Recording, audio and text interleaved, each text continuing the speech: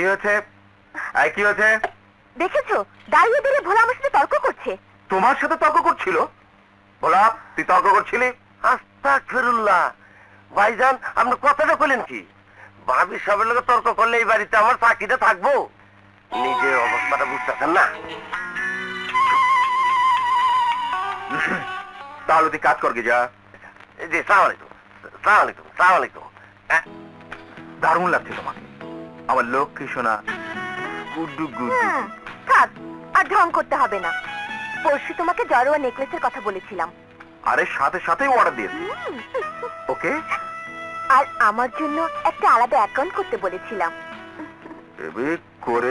করেছি এবং তোমার কথা মতো অ্যাকাউন্টে 15 লক্ষ টাকা জমা দিয়েছি।